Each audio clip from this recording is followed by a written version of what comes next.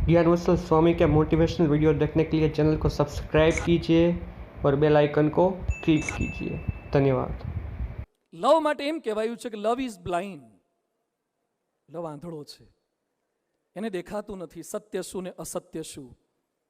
એટલે પ્રશ્ન થાય છે, મુંબઈથી એક ભાઈ રાજકોટ આવેલા, 2-3 દિવસથી મંદિર કેમ્પસમાં હું જોતો હતો. પછી મેં બોલાયા તો મારી આગળ રડ્યા. મેં કીધું શું તકલીફ છે? મને કે સ્વામી, મારી એકની એક દીકરી, મારે ડાયમંડનો બિઝનેસ છે, કેટલાય દેશોમાં બિઝનેસ છે, બેલ્જિયમમાં એન્ટવર્પથી મારો બિઝનેસ છે. એ દીકરીને 11th કરવા માટે મેં અહીંયા મૂકી તો એને 11 સાયન્સમાં ભણતી હતી, એમાં એના કરતાં 12 વર્ષ મોટા શિક્ષક સાથે પ્રેમ થઈ ગયો 11 સાયન્સમાં. એટલે મેં એને અહીંયાથી ઉઠાવીને પાછી બોમ્બે લાવી દીધી. 11-12 ત્યાં કરાયું, એને કોલેજમાં મોકલી. અત્યારે એસવાયમાં હતી ને ભાગી ગઈ છે. તપાસ કરતાં ખબર પડી એણે એ શિક્ષક સાથે જ મેરેજ કરી લીધા છે. પછી મને એને રડતા રડતા વાત કરી કે સ્વામી, પોલીસ કમિશનરને મેં રિક્વેસ્ટ કરી કે એકવાર દીકરીને બોલાવો તો ખરા. એ કે વાલી તરીકે અમે તમારી લાગણી સમજીએ છીએ, પણ તમારી છોકરી તમને મળવા જ નથી માગતી. પછી કે પરાણે પોલીસે પ્રેશર કર્યું. 3 કલાક પતિ પત્ની અમે બંને રડ્યા છીએ, અમારી સામે જળની જેમ બેઠી છે, એક વાક્ય અમારી ફેવરમાં બોલતી નથી. એક જ વાક્ય બોલે છે, તમે મને ગમતા જ નથી, મેં જે કંઈ કર્યું છે સાચું જ કર્યું છે. એ કે સ્વામી, એકની એક દીકરી, મારે દીકરો પણ નથી. મારા મનમાં કેટલા આશા, કેટલા કોડ, કેટલા અરમાનો હોય. દુનિયાના 22 દેશોમાં મેં એને બાળપણથી ફેરવી છે. મને પ્રશ્ન એ છે કે તારો પ્રેમ સાચો હશે, પણ તારી રીત સંપૂર્ણ ખોટી છે. રીત ખોટી છે. ખાલી પ્રેમ સાચો હોય એટલું પૂરતું નથી, રીત સાચી હોવી જોઈએ. ભાગીને જતા રહેવું રીત ખોટી છે, પ્રેમ સાચો છે. નેપાળના દીપેન્દ્ર, એને દેવિયાની સાથે લગ્ન કરવા તેની માતાએ ના પાડી, એટલે એણે શું કર્યું? એણે પોતાની જ સ્ટેઇન ગન કે મશીન ગન લઈને ડાઇનિંગ ટેબલ પર બેઠેલા પોતાના જ પરિવારના 8 સભ્યોને મારી નાખ્યા અને પોતે પણ આત્મહત્યા કરી મરી ગયો. આ કઈ રીત છે? આ સાચો પ્રેમ છે? પ્રેમને પામવા માટે ક્યારેય ખોટી રીતો ન અપનાવો, રોમિયોગીરી ન કરો. તમે તો બહુ ડાયા છો, પણ ક્યાંક ક્યાંક કેટલાક છોકરાઓ વિસલ સારી વગાડતા હોય. એ સારા માણસોના, ખાનદાન માણસોના લક્ષણ નથી. ઘણા કે ઉંમર લાયક થયા તો એ ગોઠવાતું નથી. ઉંમર લાયક તો કંઈ ના કરો ને તો એ થઈ જવાય, લાયક થવા માટે ઘણું કરવું પડે છે. લાયક થવાનું છે. એટલે ખાસ બધાને વિનંતી છે કે પ્રેમ સાચો હોય પણ પ્રેમની રીત ખોટી નહીં. મને એક ભાઈએ સમાચાર આપ્યા, 2 ભાઈ બહેન, કઝિન ભાઈ બહેનને પ્રેમ થઈ ગયો. હિન્દુ સંસ્કૃતિ મુજબ, આપણી કાસ્ટના સંસ્કારો મુજબ એ શક્ય જ નથી મેરેજનું. બંને લગ્ન સુધીનું નક્કી કર્યું, બંનેના પરિવારો કઈ રીતે શક્ય બનાવે, અને બંને જણાએ આત્મહત્યા કરી લીધી. ક્યાંક કેટલાક ડેમમાં પડે, કેટલાક ગળે ફાંસો ખાય, ટ્રેન પર પડીને મરી જાય છે. વિચાર કરજો, આપણા માતા પિતાએ કેટલા અરમાનો સેવ્યા હશે. બોમ્બે એક ભાઈના ઘરે હું પધરામણી ગયો, કાંદીવલીમાં. તો કાર્યકરે મને કીધું કે સ્વામી, 7 દિવસ પહેલા એના દીકરીના લગ્ન લેવાના હતા. બધું લેવાના હતા કેમ? હતા એમ બોલવું જોઈએ ને. મને કે 7 દિવસ જ લગ્નના બાકી હતા, કલ્યાણ જ્વેલર્સના દાગીના આવી ગયા હતા, આસોપાલવની સાડીઓ આવી ગઈ, બધું આવી ગયું, અને એની દીકરી સામેવાળા ઘાટી સાથે ભાગીને જતી રહી. સહેજ કલ્પના થાય છે કે આપણે એ સમયે મા બાપ હોઈએ તો આપણા હૃદય ઉપર શું વીતતું હોય. મિત્રો, ફોન પરનું ચેટિંગ, મીઠી મીઠી વાતો, સારા સારા ફોટા, ઇટ્સ ઓલ ટેમ્પરરી. લાઈફ બહુ ડિફિકલ્ટ છે. તમે એકલા સુખી થઈ જાઓ અને બીજા અનેકને દુખી કરો, એ સાચો પ્રેમ ક્યારે હોઈ શકે જ નહીં. પ્રેમ ક્યારે કોઈને દુખી કરવાનું શીખવાડતો જ નથી. અનેકને સુખી રાખીને મારે સુખી થવું છે. In love to be noble, સૈદ્ધાંતિક થજો. In love to be loyal, it means વફાદાર થવાનું છે, પ્રતિબદ્ધ થવાનું છે. એક આર્કિટેક્ટ મને મળ્યા. મને કે સ્વામી, મારી પત્ની રાત્રે કોઈકની સાથે ઓનલાઈન હોય છે. મેં કીધું કદાચ તમારી ભૂલ હોઈ શકે, અથવા એને પૂછો, એને વાતચીત કરો, ભૂલ થઈ હોય તો માફ કરો. મને કે સ્વામી, બહુ ચેટિંગ કરે છે. મેં એને સમજાવી, બહુ સારી રીતે સમજાવવાનો પ્રયત્ન કર્યો, છતાં માનતી નથી ને એમ કહે છે કે you are my husband and he is my friend, I will keep both. હું બંને રાખીશ. બહુ સમજાવવાનો પ્રયત્ન કર્યો, નથી માનતી. આ મને કહે છે કે સ્વામી હું આર્કિટેક્ટ છું, શહેરના કેટલાય મકાનોની ડિઝાઇન મેં બનાવી, પણ મારી ડિઝાઇન આને બગાડી નાખી. લગ્ન થયે 12 વર્ષ થયા છે, 10 વર્ષનો દીકરો છે, છૂટાછેડા લીધા. એ બેન એક સેલ્ફ ફાઇનાન્સ સ્કૂલમાં શિક્ષિકા છે. શું સંસ્કારો આપવાના? નવી જનરેશન કેવી તૈયાર કરવાના? અહીંયા બેઠેલા તમામ યુવાનોને મારી વિનંતી છે, ખાલી પ્રેમ એટલે બેવફાદારી નથી. પ્રેમ એટલે વફાદારી છે. ખાલી પ્રજોતપતિ એ પ્રેમ નથી, એ તો ગધેડા કૂતરા બલાડાને પણ થાય છે. પ્રેમ એટલે તો સોગંદ છે. પ્રેમ એટલે ચોરીના ફેરા છે. પ્રેમ એટલે આજીવનની કસમ છે. પ્રેમ એટલે પ્રતિબદ્ધતા છે. મનથી, કર્મથી, વચનથી વફાદાર રહો. પણ જમાનો બહુ ફોરવર્ડ થઈ ગયો છે. સોશિયલ મીડિયા, ક્લબો, નવરાત્રી. લગ્ન પહેલા 100 જગ્યાએ જોવા જવાની છૂટ છે, પણ લગ્ન પછી એક પણ જગ્યાએ જોવાની છૂટ નથી.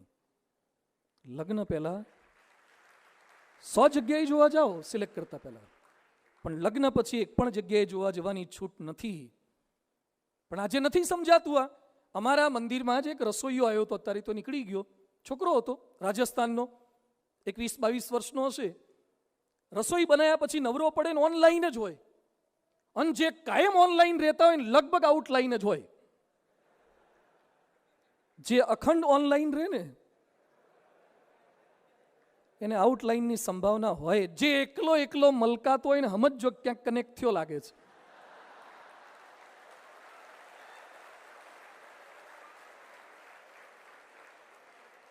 અથવા કનેક્ટ ન થયો હોય તો ડિસ્કનેક્ટ થયું હશે.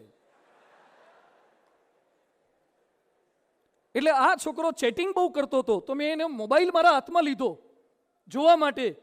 તો કોઈના નામ નહોતા લખ્યા, અને વોટ્સએપમાં ચેટિંગમાં શું લખ્યું હતું? લવ 1, લવ 2, લવ 3, લવ 4, લવ 7 સુધી મેં જાતે જોયું. લવ 7, 21 વર્ષનો છોકરો, રાજસ્થાની બામણ. અને કે જ્યાં જ્યાં રસોઈ કરવા જવું ત્યાં તો બધે આપણે તો લાગણી થાય છે દરેક માટે.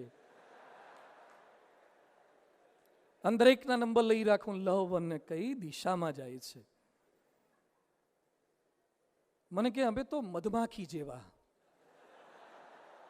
દરેક ફૂલમાંથી સુગંધ લઈએ.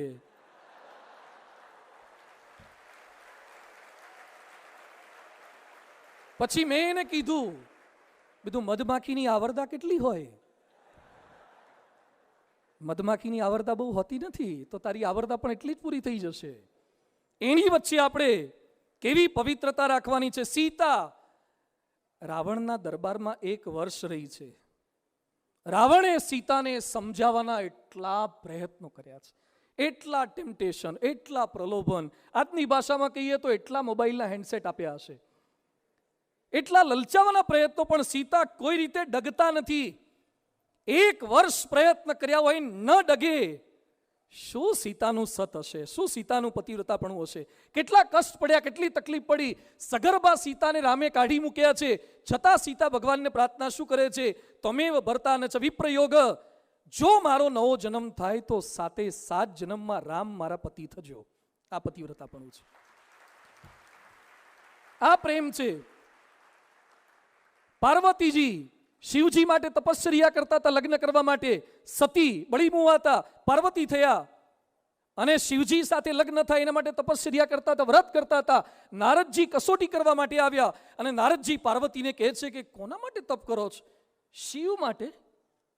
એ તો ક્યાં સારો છે, સ્મશાનમાં રહે, એને સારું 2 BHK નું મકાન નથી. એ તમને શું રાખવાનું? અને ખોપડાની માળા પહેરે. એને કોઈ હજારી ગોલગોટાના હાર નથી પહેરાવતું, ખોપરાની માળા પહેરે. એને ફેર એન્ડ લવલી કે નિવિયા તો છે જ નહીં, ભભૂત લગાવે છે, ભસ્મ લગાવે છે, અને ભાંગ પીધા કરે ને આ બધું સ્મશાનમાં રહે. આની જોડે લગ્ન કરવાના, એના કરતા વિષ્ણુ બહુ સારા છે. વિષ્ણુ બહુ સારા છે. વિષ્ણુ સાથે તમારું હું ગોઠવી આપું. નારદજીએ પાર્વતીજીને આવી વાત કરી, અને એ સમયે પાર્વતી શું કહે છે? કોટી જન્મ લકી રગડ હમારી, વરુ શંભુ કે રહુ કુમારી. કરોડ જન્મ મારે લેવા પડે ને તો શિવ માટે કરોડ જન્મ લઈશ, પણ શિવ સિવાય હું કોઈને નહીં વરું. શું પ્રતિબદ્ધતા છે? ત્યારથી આ જયા પાર્વતીના વ્રત શરૂ થયા છે. પાર્વતીએ વ્રત કર્યા ને ત્યારથી જયા પાર્વતીના વ્રત શરૂ થયા. આજે ઘણા વ્રત કરતા હોય પણ 2-5 જણાને પાવતી આપતા જ કરતા હોય. જયા પાર્વતીનું વ્રત એટલે શું છે? ગોપીઓ કૃષ્ણ ભગવાન માટે કેવી પ્રીતિ હતી. ઉદ્ધવજી કહે છે કૃષ્ણને ભૂલી જાઓ. ગોપીઓ કહે છે શું ભૂલવાની વાતો કરો છો, અમે મરી જઈએ, અમારા હાડકાની બુંગળી થાય અને એમાં કોઈ ફૂંક મારશે ને તો પણ કૃષ્ણ કૃષ્ણ કૃષ્ણ અવાજ નીકળશે. પ્રેમ આ છે, લાગણી આ છે. અને ઘણી વાર તો સ્વાર્થી પ્રેમ. પાકિસ્તાનમાં આપણો ભારતનો એક માણસ પાકિસ્તાનમાં ગયો અને એમાં કબ્રસ્તાનમાંથી પસાર થતો હતો. એમાં કબ્રસ્તાનમાં એક મુસ્લિમ બાઈ બીબડી ત્યાં બેઠી હતી ને કબર ઉપર પવન નાખતી હતી, આમાં મીંજડો લઈને. એટલે ભારતીય માણસને તો સખત આશ્ચર્ય થયું. એ કે અમારા ત્યાં પતિ જીવતા હોય તો એ પવન નથી નાખતા, અમારા ત્યાં તો હવા હોય એ કાઢી નાખે છે, અને આને તો મરી ગયો છે તો એ પવન નાખે છે, બહુ કહેવાય. એટલે પેલી બહેનને ઇન્ટરવ્યુ લીધો કે બહેન તમારું પતિવ્રતાપણું તો ગજબનું કહેવાય, ગજબનો પ્રેમ કહેવાય, શું નિષ્ઠા, શું વફાદારી. તો પેલી બહેન કહે છે તમે જે સમજી બેઠો છો એવું નથી, મારો પતિ હમણાં જ ગુજરી ગયો છે અને મારો પતિ શરત કરીને ગયો છે કે જ્યાં સુધી મારી કબરનો સિમેન્ટ સુકાય નહીં ત્યાં સુધી તારે બીજા લગ્ન કરવા નહીં.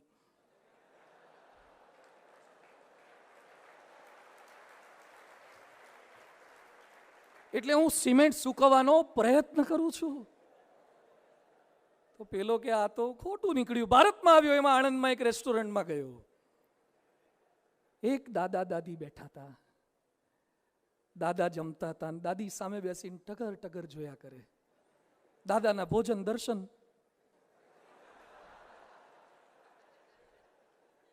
એટલે પેલા એ પૂછ્યું દાદી કેમ જમતા નથી? કે દાદા જમી લે પછી જ, હું પહેલા નથી જમતી, દાદા જમી લે પછી જ. એ કે બહુ તમારું તો પતિવ્રતાપણું કહેવાય. કે દીકરા પતિવ્રતાપણું નથી, ચોકઠું એક છે.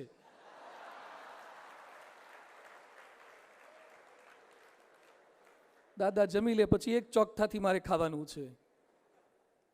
તો પતિવ્રતાપણું, વફાદારી શું છે? આમાં ભૂલ થશે, પરિવારમાં પ્રશ્ન થશે.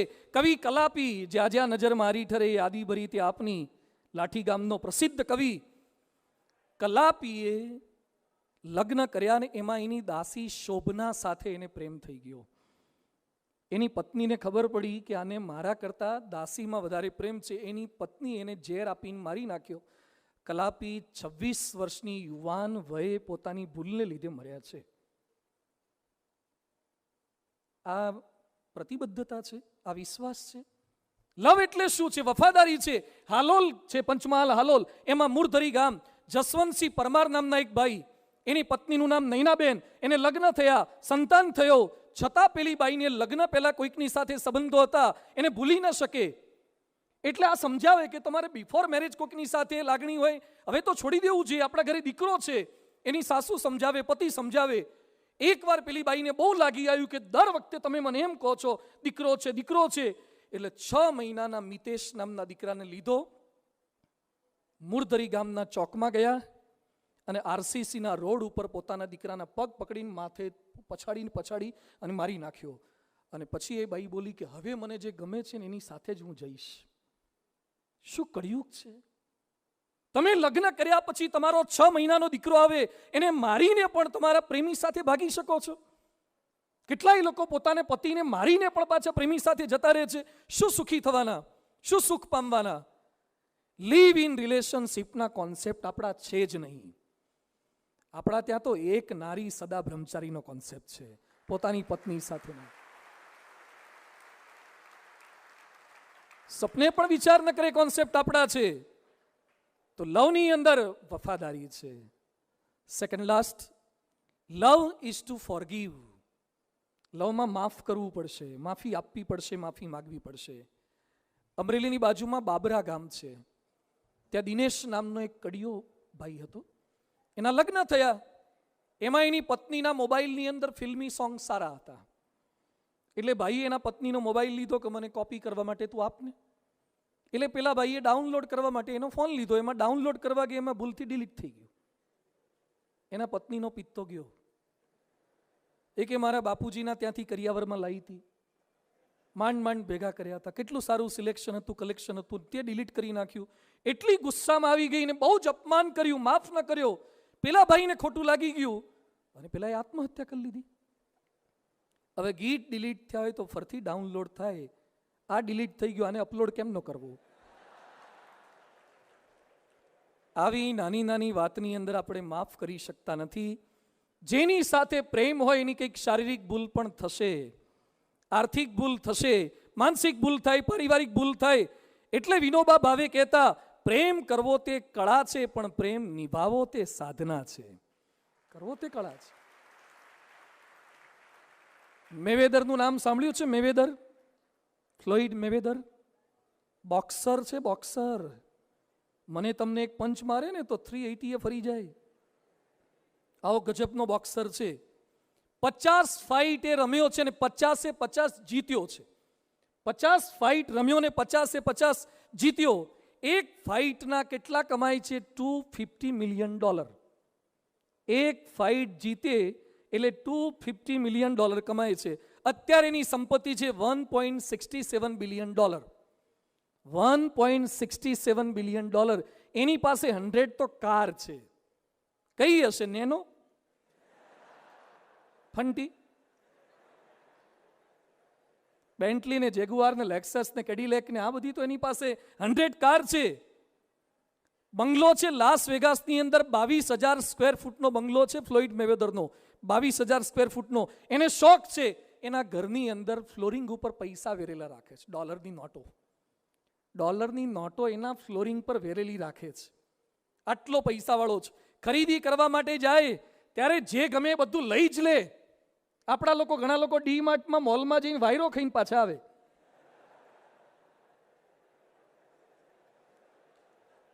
આ બધું જ ખરીદી કરીને આવે. એનો નિયમ છે, એક કપડાં એકવાર પહેરે ને પછી બીજી વાર પહેરતો નથી. ઇનરવેર, આઉટરવેર એકવાર પહેર્યા પછી બીજી વાર પહેરવાના જ નહીં.